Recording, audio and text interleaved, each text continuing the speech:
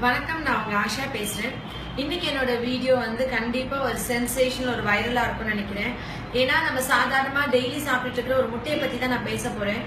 முட்டையை பத்தி என்ன பேச போறாங்கன்னு நீங்க யோசிப்பீங்க. கண்டிப்பா இது சாப்பிட்டுட்டு இருக்கிற எல்லாரும், இது வரைக்கும் செஞ்ச எல்லாருமே இந்த வீடியோ பார்த்துச்சா அப்படின்னு ஒரு நிமிஷமாச்சு ஃபீல் பண்ணுவீங்க.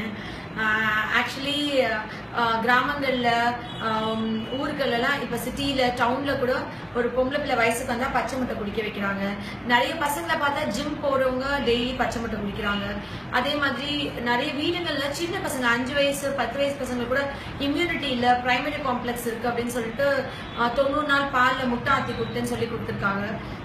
ஆக்சுவலி எங்க வீட்டு பக்கத்துல ஒரு பையன் 5 இயர்ஸ் தான் அவனுக்கு பிரைமரி காம்ப்ளெக்ஸ் இருந்தது. அவங்க அம்மா டெய்லி காலையில 90 டேஸ்க்கு பச்சை முட்டை அந்த மாதிரி பால் ஆத்தி கொடுக்குறேன்னு சொன்னாங்க. நான் சொன்னேன், நீங்க அந்த மாதிரி ஆத்தி கொடுக்காதீங்க, அந்த மாதிரி ஆத்தி கொடுக்க கூடாது, குழந்தைக்கு அது நல்லது இல்லை, ஹெல்த் வைஸ் ஒத்துக்காது. அவங்க அதை எனக்கு கேட்கவே இல்லை. ஆக்சுவலி பச்சை முட்டையில என்ன இருக்கு அப்படின்னா, நான் சொன்னேன் முட்டையில அந்த வெள்ளைக்கருல அவிடன்னு ஒரு சத்து பொருள் இருக்கு, சரிங்களா? அந்த அவிடன்ற சத்து பொருள் நம்ம பச்சையா குடிக்கும் போது நம்ம வயிற்றுல இருக்கிற பயோட்டின் அப்படின்ற சத்து பொருளோட சேரும். பயோட்டின்றது என்னதுன்னா vitamin B, vitamin A, B, அதில் சொல்றோம்ல சி, டி எல்லாம், அதுல விட்டமின் பியோட சப்டைப் தான் பயோட்டின். அது நம்ம உயிர் வாழ ரொம்ப முக்கியம். அந்த பச்சை முட்டை நம்ம குடிக்கும் போது இந்த விட்டமின் பயோட்டினோட இது சேரும் போது, இந்த அவிடன் சேரும் போது நம்மளுடைய நுரையீரலுடைய பேரன்கெமா, லங் பேரன்கெமா நிரந்தரமா சுருங்கிடும். அதை நம்ம சென்சிட்டிவிட்டின்னு சொல்லுவோம். அலர்ஜிக்கான முதல் சென்சிட்டிவிட்டி, அந்த தூண்டுதல் அப்பதான் நடக்குது. அதுக்கப்புறம் அவங்க எப்ப எக் சாப்பிட்டாலும், முட்டை அவிச்சோ இல்ல எக் எனி ஃபார்ம், கேக்காவோ இல்ல egg fried rice, egg noodles, முட்டை கலந்து எந்த சாப்பாடு சாப்பிடும் போதும் அவங்களுக்கு அந்த சென்சிட்டிவிட்டி, அனஃபிலாக்சிஸ் ஆக ஆரம்பிக்கும். அனஃபிலாக்டிக்னா என்னன்னா, ஒரு தடவை ஒரு சாப்பாடு பொருளுக்கு நம்மளுக்கு ஒத்துக்கல, நம்ம உடம்பு ஒவ்வாமை வந்துச்சுன்னா அடுத்த தடவை அந்த சாப்பாடு நம்ம சாப்பிடும் போது நம்ம உடம்புல சீரியஸான ரியாக்ஷன்ஸ் ஆகும், உயிர் பிரியிற அளவுக்கு வரைக்கும். நான் ஏன் இவ்வளவு ஸ்ட்ராங்கா சொல்றேன்னா, அந்த பையனுக்கு அந்த மாதிரி கொடுத்த உடனே அவனுக்கு உடம்புக்கு முடியாம போச்சு. நிறைய இன்வெஸ்டிகேஷன்ஸ் எல்லாம் பண்ணாங்க. அப்புறம் ஒரு பெரிய ஹாஸ்பிட்டல் போய் அட்மிட் பண்ணாங்க. பண்ணப்ப அந்த பையனுக்கு மூச்சு திணறல் இருக்குன்னு ஆக்சிஜன் வச்சாங்க. ஆக்சிஜன் வச்சப்ப வெண்டிலேட்டர்ல போயிட்டாங்க. 100% ஆக்சிஜன் வச்சும் நுரையீரல் ஆக்சிஜனை எடுத்துக்கல. அக்யூட் ரெஸ்பிரேட்டரி டிஸ்ட்ரெஸ் சிண்ட்ரோம், நுரையீரல் ஏன் வேலை பார்க்கலன்னு தெரியல அப்படின்னு அந்த பையன் இறந்ததுக்கு அப்புறம் அவங்க கொடுத்த ரிப்போர்ட். அவனுக்கு டிபி நெகட்டிவ், எல்லா வியாதியும் நெகட்டிவ், எந்த வியாதியும் இல்லை. ஆனா அவன் லங் கொலாப்ஸ் ஆயிடுச்சு.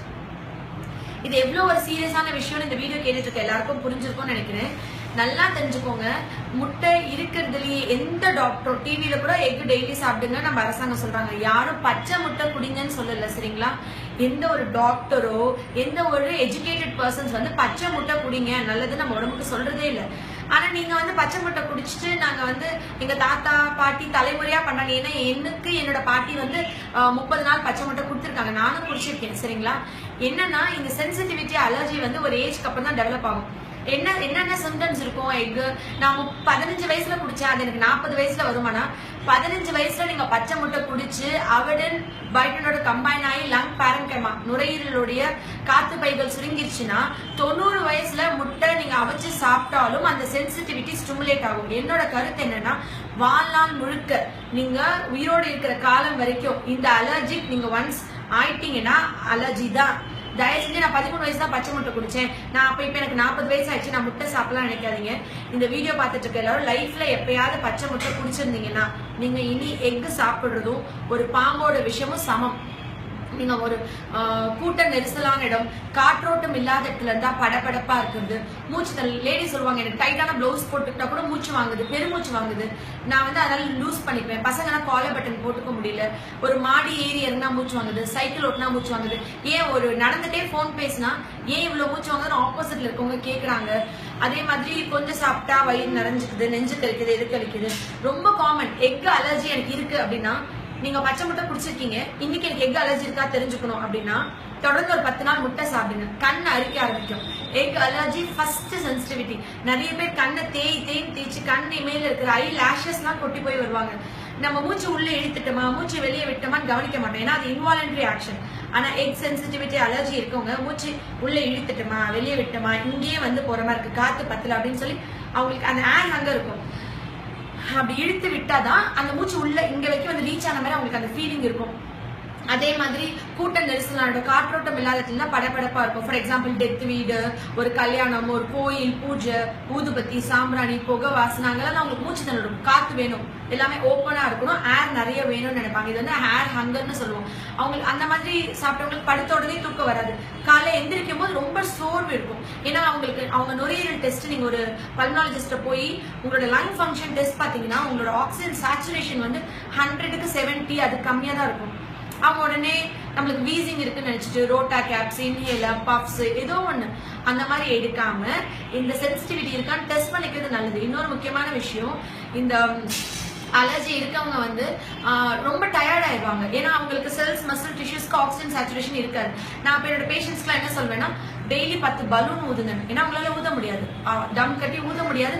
அது ஊத லங் எக்ஸ்பேண்ட் ஆகும். ஸோ லங் எக்ஸசைஸ் சொல்லி தருவேன், ப்ரீதிங் எக்ஸசைஸ் சொல்லி கொடுத்துட்டு அவங்கள பலூன் ஊத சொல்லிட்டு அதுக்கப்புறமா ட்ரீட்மெண்ட் கண்டினியூ பண்ணுவேன். அழகா இது கம்ப்ளீட்டா கியூர் பண்ணிடலாம். இது கியூரபிள்.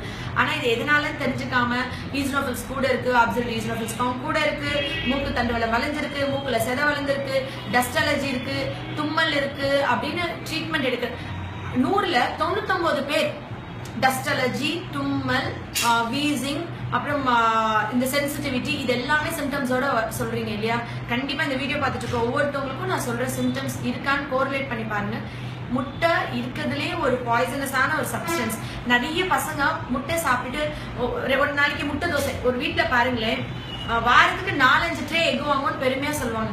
முட்டை அந்த ட்ரேல வச்சு எக் நிறைய சாப்பிட்டனால என்ன ஆகும்னா அவங்களுக்கு லைப்போமான்னு சொல்லக்கூடிய கொழுப்பு கட்டி வரும் உடம்பு ஃபுல்லா. நான் இப்ப முட்டை சாப்பிடுறது இல்லை, நான் 10 வயசுல முட்டை சாப்பிட்டேன்னா கூட எனக்கு வரும். சரிங்களா? கொழுப்பு கட்டிகள் உடம்பு ஃபுல்லா லைப்போமா, கொழுப்பு கட்டி வரும்.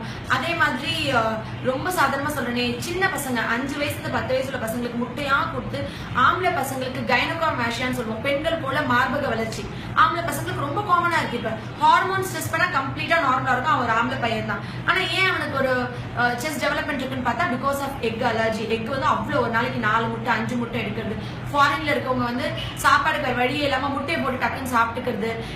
இந்த உலகத்துல எந்த மூலையில் இருக்கிற தமிழரா இருந்தாலும் தயவு செஞ்சு நீங்க காய்கறிகள், பழங்கள் சாப்பிடுங்க. எக் மட்டும் எடுத்துக்காதீங்க. அதுக்கு மட்டன், ஃபிஷ், நண்டு, ப்ரான் எல்லாமே எடுக்கலாம். But too much of egg is good for not good for health.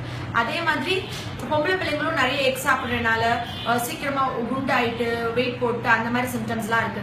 எக்கை பத்தி பேசணும்னா கண்டிப்பா இந்த ஒரு வீடியோ பத்தாது.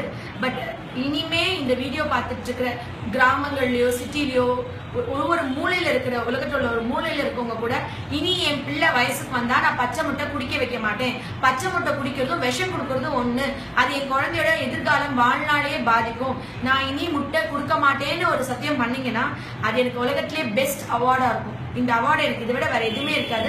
நிச்சயமா இந்த வீடியோ பார்த்துட்டு இருக்க எல்லாரும் வயசுக்கு வந்தா பொம்பளை பிள்ளைங்களுக்கு பச்சை முட்டை கொடுக்காதீங்க. பசங்களும் சரி, பெரிய ஆட்களும் சரி, ஜிம் போறணும் எது பண்றணும், பச்சை முட்டை கொடுக்காதீங்க. தயவு செஞ்சு அவிச்சு சாப்பிடுங்க. அவிச்சு சாப்பிடுறதும் அளவுக்கு மீறி சாப்பிடும் போது உடம்புல கொழுப்பு கட்டிகளோ இல்ல நிறைய பல உபாதைகள் வரும். தயவு செஞ்சு இந்த மாதிரி எது சிம்டம்ஸ் நான் சொன்ன மாதிரி இருக்கிற சிம்டம்ஸ் இருந்தா நீங்க உடனே உங்க அருகாமையில் உள்ள டாக்டர்கிட்ட போயிட்டு உங்களுக்கான லங் எக்ஸசைஸ், பலூன் ஊதுறது, ஒருவேளை இந்த அலர்ஜி சென்சிட்டிவிட்டி இருந்து நீங்க இவ்வளவு நாள் ஒரு ENT டாக்டர் யார்ட்டே பார்த்துட்டு இருந்தா அவங்க கிட்ட இந்த எக் அலர்ஜிக்கு ஸ்கின் பிரிக் டெஸ்ட் எல்லாமே இருக்கு, இன்வெஸ்டிகேஷன்ஸ். நீங்க அதை பார்த்துட்டு அதை சரி பண்ணிக்கோங்க. சரி, நான் சாப்பிட்டுட்டேன் இவ்வளவு நாள், இனிமே நான் என்ன பண்ணணும்னா இனிமே முட்டைய வாழ்நாள்ல தொடாதீங்க. முட்டை ஒண்ணு சாப்பிடாதனால உங்களுக்கு இந்த அலர்ஜி திருப்பி ஸ்டிமுலேட் ஆகாது. சரிங்களா? நீங்க பலூன் ஊதி மூச்சு பயிற்சி பண்ணி உங்க லங்ஸ் எக்ஸ்பேண்ட் பண்ணிக்கலாம். நன்றி.